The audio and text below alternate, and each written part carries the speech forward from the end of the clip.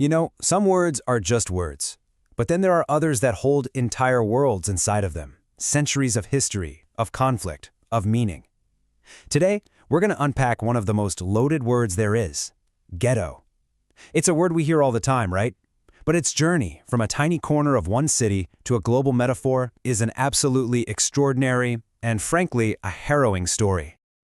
So let's start with this really powerful image from the poet Rainer Maria Rilke. He's describing a place that sounds almost mythical, the Jewish ghetto of Venice. This wasn't just any neighborhood, it was a vertical world, a place forced to reach for the sky.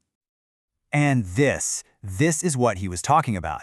I mean, just look at these buildings. They're packed so tightly together, rising story after story.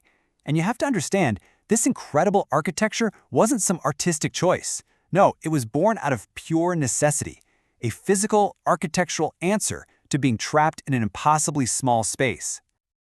Okay, so where did this all even begin? Well, our story starts back in the 16th century, in the powerful Republic of Venice. And it begins with a really fascinating paradox. On March 29, 1516, the Venetian Senate made a decision that would change history. They ordered all Jews living in the city to move into one single walled-off district. It was called the Ghetto Nouveau, named after the old foundry or ghetto that used to be there. And this idea, it caught on.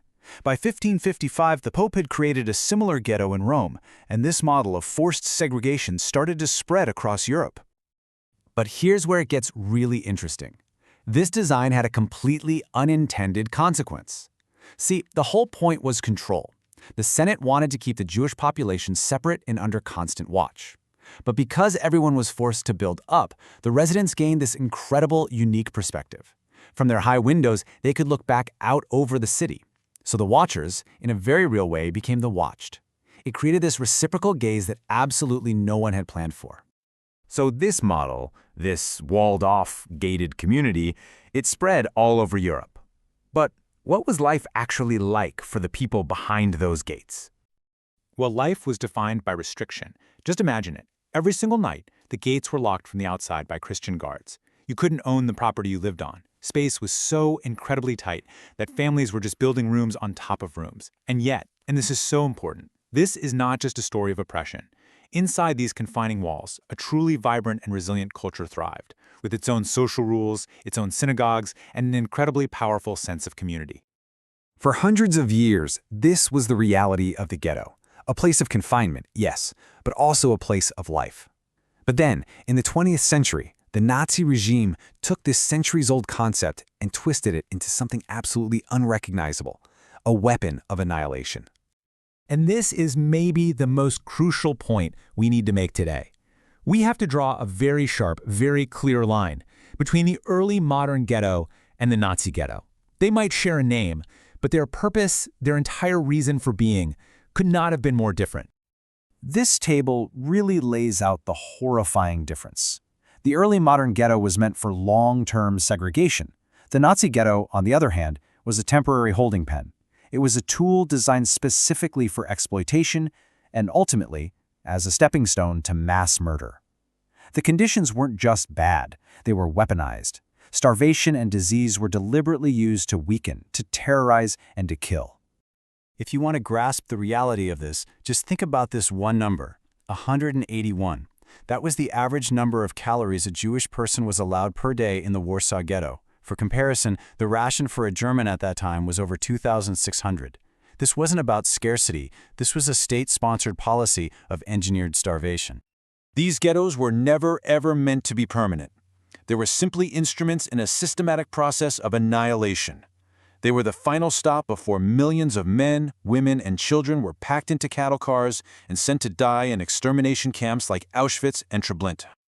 So after the Holocaust, after the fall of the Nazis, the physical ghettos of Europe were gone. But the word ghetto itself, it didn't disappear.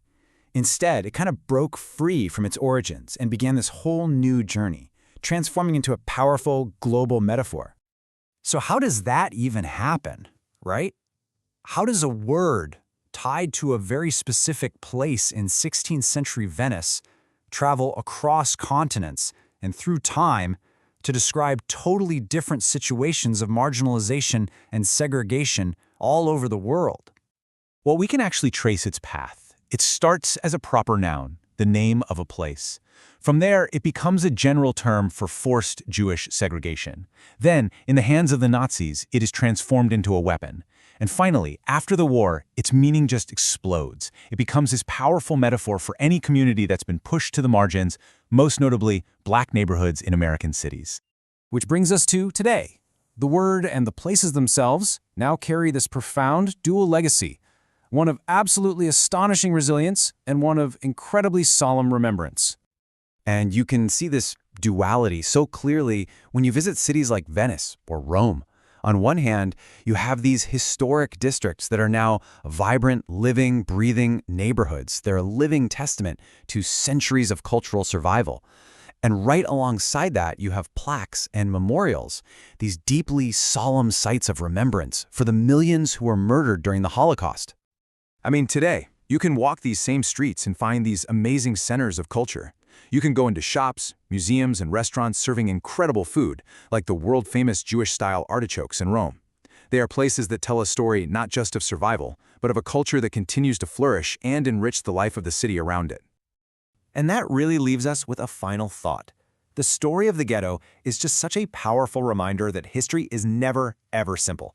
These places, they challenge us to hold two truths at once: profound trauma and incredible resilience. How we choose to remember and how we navigate these complex histories matters so much, because the story of the ghetto isn't just about the walls that were built. It's about what we as human beings are capable of, both inside those walls and long after they come down.